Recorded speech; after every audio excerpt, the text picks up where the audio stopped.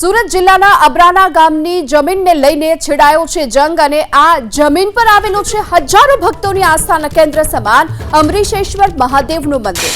ગ્રામજનોનો આરોપ છે કે પીપી સવાણી ગ્રુપના મહેશભાઈ સવાણીએ પૂજારીની મિલીભગતથી બારોબાર જમીન પચાવી પાડી। ગામના પૂજારી ભીરેનકુમાર વૈદ્યને ગામના વડવાઓએ આ મંદિરની જમીન રખેવાળી માટે આપી હતી અને પૌરાણિક મંદિરના પૂજારીએ ટ્રસ્ટ બનાવ્યો। મંદિરને જર્જરિત बताવી ચેરિટી કમિશનર પાસેથી ખોટા હુકમો મેળવ્યા। ત્યારબાદ પીપી સવાણી ગ્રુપને મંદિરની જગ્યા બારોબાર વેચી મારી। એવું કહેવાય છે કે તાપી નદીના કિનારે આવેલા અબ્રામા ગામના આ મંદિરનો ઉલ્લેખ પુરાણોમાં પણ થયેલો છે। શું આ મુખ્ય વિવાદ શું છે અને કઈ રીતે આખો આ ઘટનાક્રમ છે? મુખ્ય વિવાદ એ છે અમારો કે આ જમીન એમને જીવન નિર્વાહ માટે આપેલી છે અને મંદિરની સેવા કરવા માટે એમને આપેલી હતી આ બીરેનભાઈને, હા પૂંજારીને। તો એ પૂંજારીએ જમીન ગામ લોકોની સલાહ લીધા વગર એને બારોબાર આ જમીન એને વેચી દીધી છે। અમે જ્યારે મંદિર બાંધવાના હતા ત્યારે ગામ લોકોએ કહેલું એને કે આ જમીન આપણે વેચીએ ને એને જે પૈસા આવે તેમાંથી આપણે મંદિરને ઊભું કરીએ, પણ એ અમારી સલાહ એ લોકોએ માની નથી અને ગામ લોકોએ આ બધી બને એટલી ઉઘરાવી, ફાળો ઉઘરાવ્યો અને બને એટલી મહેનત કરીને ગામ લોકોએ જ મંદિર ઊભું કર્યું છે। દાદાની જમીન માટે અમે જીવ આપવા પણ તૈયાર છે।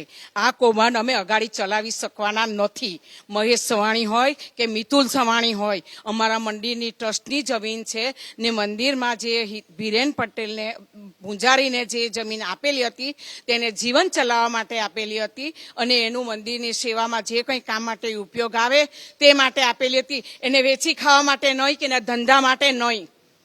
એને પોતાએ સમજવું જોઈએ કે હું આ ગામની જમીન વેચું છું તો પહેલા 5 માણસને ગામમાંના કોઈને પૂછવું જોઈએ એને, ને આ કૌભાંડમાં પછી કોઈને ખબર પડવા નથી દીધી હું ને। જ્યારે છોકરાઓએ આ વાત જાણી ત્યારે કેવા ગયા ત્યારે સામા એ લોકો લડવા તૈયાર થયા, પોલીસને બોલાવે ને મારવાની ધમકી આપે। વલ્લભ સવાણી હો કાલે વકીલ સાથે બહુ ખરાબ વર્તન કર્યું છે, એનું વર્તન નહીં ચાલશે। ગમે તે થાય, અમારા મહાદેવની જમીન અમારે પાછી જોઈએ અને જોઈએ। એની આટલી બધી મિલકત છે છતાં એને સંતોષ નથી, એ અમારે કોઈ લેવા દેવા નથી। પણ જો અમારી મંદિરની જમીન લઈને જો એ નામ કમાવા માંગતો હોય એ ખોટું છે। વલ્લભ સવાણીને એમ કહેવાનું કે તું તો આટલો મંદિરનો પૂંજારી છે, તારી આટલી ઉંમર છે ને જો મંદિરની જમીન જો કૌભાંડ કહીને તું લેતો હોય તે ધૂળ છે તારી જિંદગીને।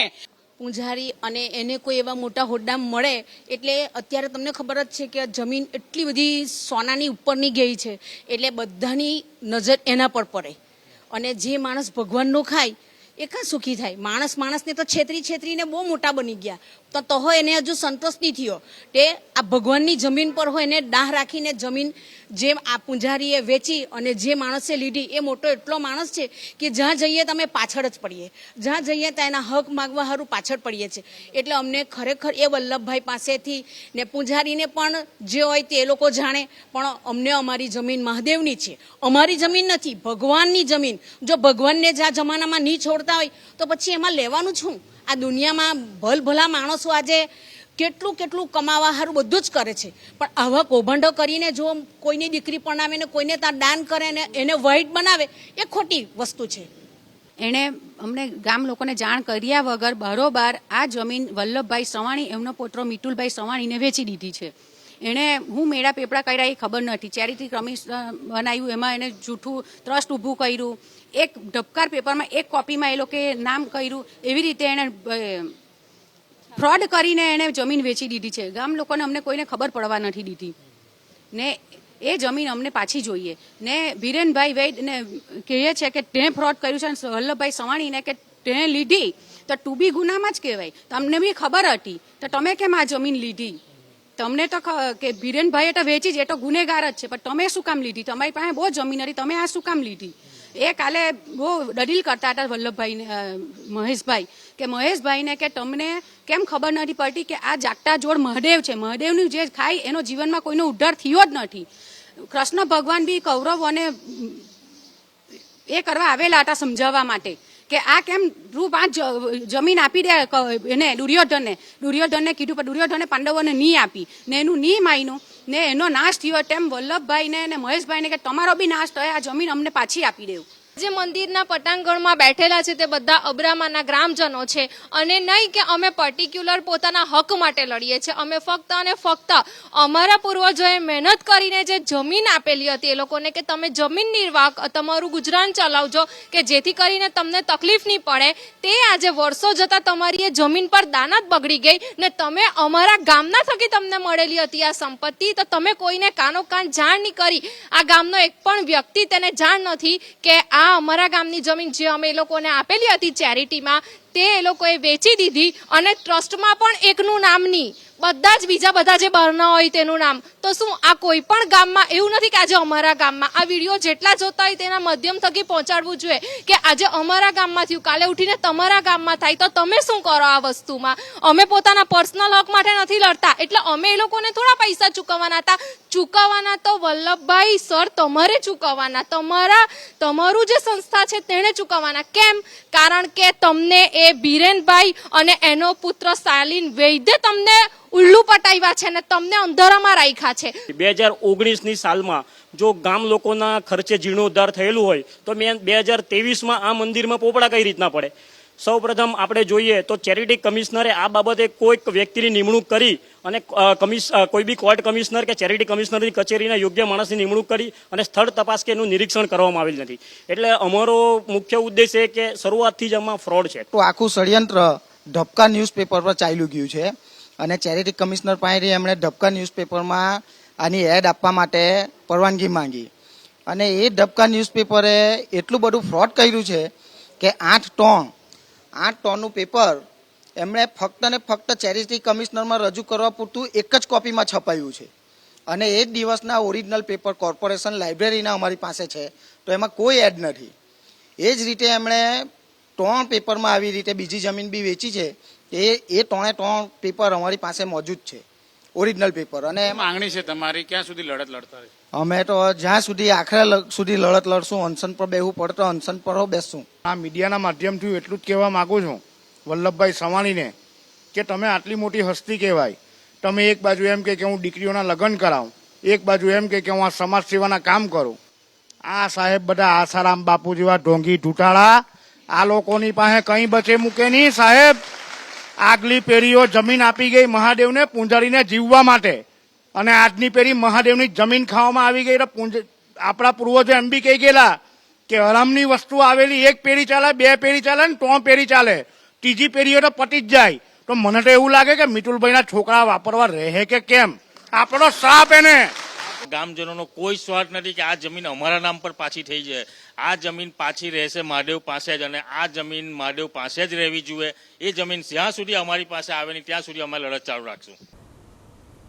તો આ સમગ્ર વિવાદની હકીકત જાણવા માટે એબીપી અસ્મિતાએ મહેશ સવાણીનો સંપર્ક કર્યો અને મહેશ સવાણીએ દાવો કર્યો છે કે આ જમીન પચાવી નથી પાડી, કાયદેસર રીતે ખરીદવામાં આવી છે. કોર્ટમાં કેસ પણ ચાલી રહ્યો છે અને કોર્ટનો જે પણ ચુકાદો આવશે તે માન્ય રહેશે.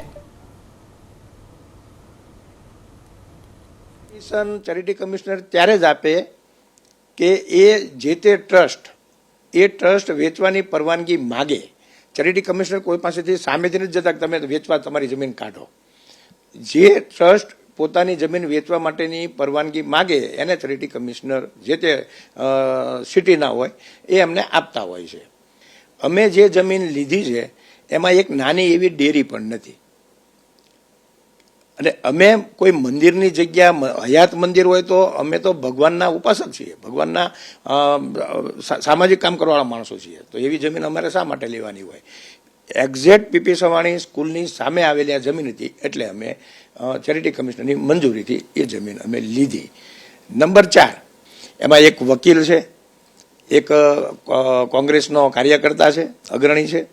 એટલે એ 3-4 લોકો ભેગા થઈને અને ગામ લોકોને ખોટી ઉશ્કેરણી અને ચડાવો કરે. હું તો તમને ત્યાં સુધી કહીશ કે અમે આ જગ્યામાં એવી બાંહેધરી પણ આપેલી છે કે જ્યાં સુધી આ ચેરિટીમાંથી અમને મળેલી જગ્યા, ચેરિટી કમિશનરની પરવાનગીથી મળેલી અમારી જગ્યાનો જ્યાં સુધી અને ગામવાળાનો જ્યાં સુધી ખુલાસો ન થાય ત્યાં સુધી અમે એમાં કોઈ અમારા પાકા મકાનો બનાવવાના નથી. ત્યાં સુધી અમે કોઈ આને પ્લાન પાસ એને કરીને એમાં કાંઈ એપાર્ટમેન્ટ બનાવવાના નથી અને અમે ખેતી વિષયક ગાય ભેંસોનો ચારો ગાય ભેંસોને બાંધેલી અને ત્યાં સુધી અમે એ રાખશું એવું અમે લેખિત પણ આપેલું છે. એમણે ઘણી બધી વખત ત્યાં ઉશ્કેરણીજનક ટોળાઓ સાથે ત્યાં આવવાનું કૃત્ય એમણે કર્યું. પોલીસ સ્ટેશનમાં કેસ પણ થયો. પોલીસ ડિપાર્ટમેન્ટે એમને કીધું કે તમે તમારા જરૂરી પુરાવાઓ લઈને આવો, તો હજી સુધી એ લોકો ત્યાં ગયા નથી. ખાલી ટોળા કરીને ખોટી બૂમાબૂમ કરીને કોઈ જમીન અમે નથી કોઈની હડપ કરી, પણ ગામવાળા હડપ કરવા માંગતા હોય એવું મને લાગે છે. મહેશભાઈને જાહેરાત આપવાની હોતી જ નથી.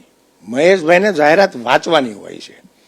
જાહેરાત આપવાનું કામ જે તે ચેરિટી જે તે ટ્રસ્ટ હોય એમને હોય છે. અમારે જાહેરાત આપવાની હોતી જ નથી.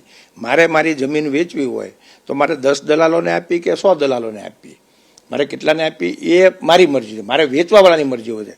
અમારે જાહેરાત આપવાનો આમાં કોઈ સવાલ જ આવતો નથી. આ આખા જે સામેવાળું ટ્રસ્ટ છે એ ટ્રસ્ટમાં ક્યાંય પણ જે આ વિરોધ કરી રહ્યા છે એમના નામ નથી કે ભાઈ ચાલો એમનું કહેવાનું છે કે અમે આમાં મારા બાપ દાદાઓએ દાનમાં પૈસા આપેલા છે.